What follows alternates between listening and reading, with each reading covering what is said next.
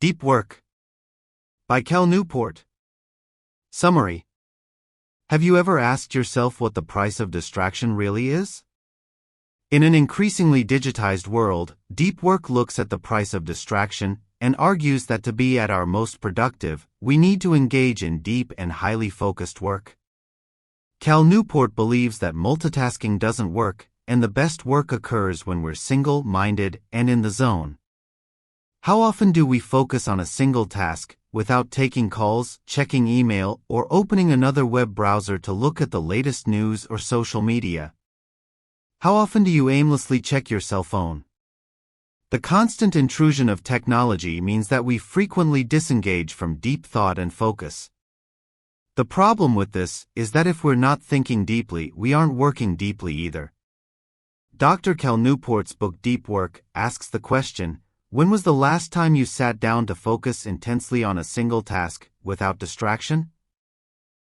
We're facing a focus epidemic where productivity is suffering due to the plethora of distractions we're faced with, not just daily, but on an hourly basis. Newport, associate professor in computer science, popular author, and social media avoider, delves into the world of work, focus, and productivity. By distinguishing the two fundamental types of work, shallow and deep work, he offers practical advice on using your time more productively to produce better, more focused work. This summary briefly looks at how to work smarter, not harder, how to avoid and negate distraction, and it busts the myth of multitasking. Furthermore, Newport advocates rest and rejuvenation and argues that downtime and relaxation are essential components to productivity. Shallow work versus deep work. It's probably accurate to assume that your typical office day involves much of what Newport refers to as shallow work. This work involves activities such as checking emails, writing reports, and attending meetings. Shallow work leaves you feeling tired and without the satisfaction of real accomplishment. A lot of the reason for this is that shallow work is all of the tasks that we can perform when distracted, don't demand much thinking, and are easy to replicate. This kind of work means we don't create anything of value. So why is it that we gravitate towards shallow work? The truth is that shallow work is easy and deep work is difficult. Furthermore, shallow work is deceptive, it disguises itself as productivity. Think about all of those little concrete tasks that make you look busy but add very little value to your work output. In contrast, deep work is difficult because it's hard to spend uninterrupted time routinely dedicated to your craft. Deep work isn't for the faint-hearted because it's the space where feelings of discomfort, frustration, and ambiguity occur.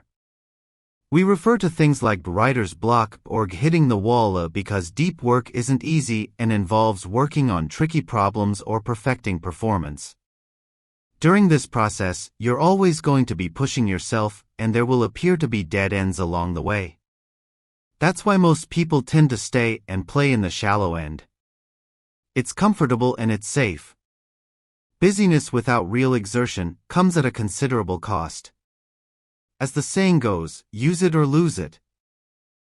Newport argues that if you don't engage at a deep level, your brain stops building the neural pathways that engage attention and enable you to tackle complex problems. As a result, your mind gets more used to shallow work and a low attention span. The knock-on effect of this is that companies who ignore shallow work practices will ultimately lose out on innovative, high-quality work produced quickly. And even more so, the world loses out on new creative ideas that might shape the future. Newport argues that the future doesn't need busy people. It needs people who solve complex problems, people who innovate, and people who can focus, so we all need to know what limits our capacity for deep work. Multitasking kills productivity. Connection often means distraction. Living in the digital age means that we're hyperconnected, but ironically, this can disconnect us from completing the essential tasks at hand. Research indicates that most of us spend only 3 minutes on a task before switching to something else. We think we can multitask, but it's neurologically impossible. Our brains can't attend to two things with equal attention. Studies show that task switching leaves us with divided attention. When we swap tasks, the mental residue from the first task remains.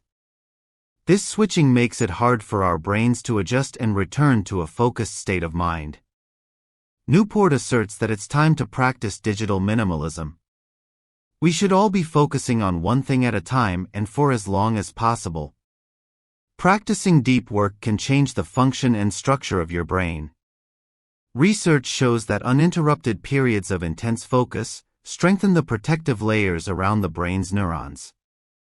The information then travels faster between these brain cells, allowing us to process and understand information quickly. Furthermore, exercising the attention muscle burns energy. But, just like any physical training, we can only keep going for so long. Research shows that initially, most of us can only concentrate deeply for up to an hour a day.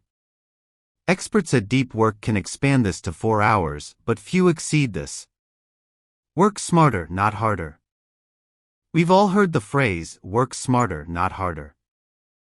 It's a big adjustment to make, because we've put so much value into working longer hours. Just because you're spending more time at the office, doesn't mean you're performing any better. You're probably just working harder at shallow work.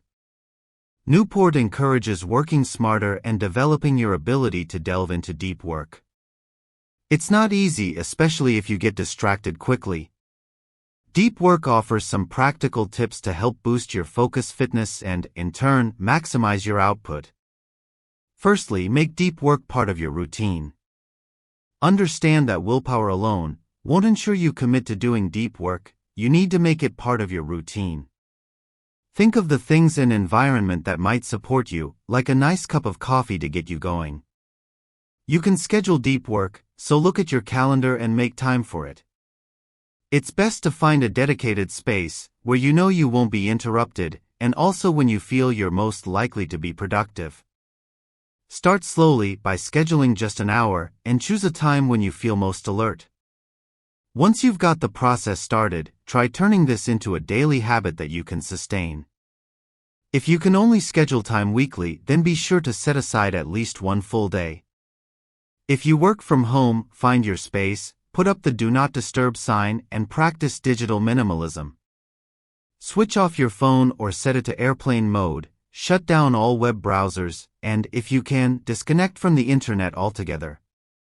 If you're in an office environment, it's a good idea to use noise-canceling headphones or ask if you can work remotely. The key to making deep work part of your life is to commit to this schedule ruthlessly. A scoreboard can help with motivation and to help keep you on track. For example, Newport keeps a calendar on his wall, where he records the hours he spends each day doing deep work. Another huge motivating factor is cultivating time awareness. Try doing a time cost analysis. Question how much time you spend on shallow work instead of deep work. Bring intention to what steals your attention and get rid of the distractions. Newport divides his day into time blocks of half-hour slots.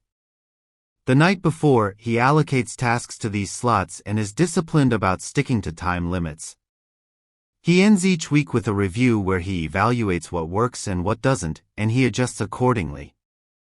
The good news is it's not all work and no play. The importance of downtime.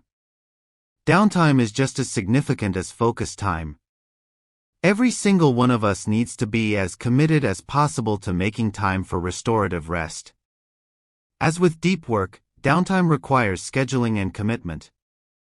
Rest restores the energy needed for focused attention, and it's important to plan things during downtime that make you feel revitalized. And no, Netflix alone doesn't cut it. The idea is to take long walks, go for a jog, hang out with friends, play sports, listen to music, or read a book.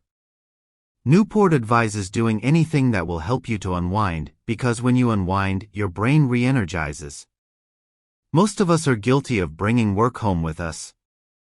Newport argues that when you finish your workday, you should close it off completely. So, clear everything to be neutral on your computer, and then schedule tasks for the following day. The premise is that once your workday is over, relaxation should begin. Relaxation time is when the magic happens. This time is when your conscious mind rests and the unconscious mind takes over, which can lead to new and creative insights.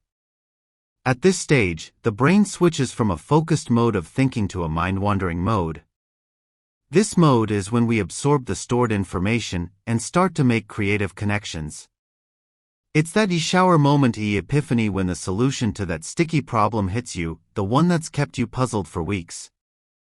In conclusion, perhaps deep work offers a somewhat idealized view of the world where everyone is highly productive, creative, efficient, and fulfilled.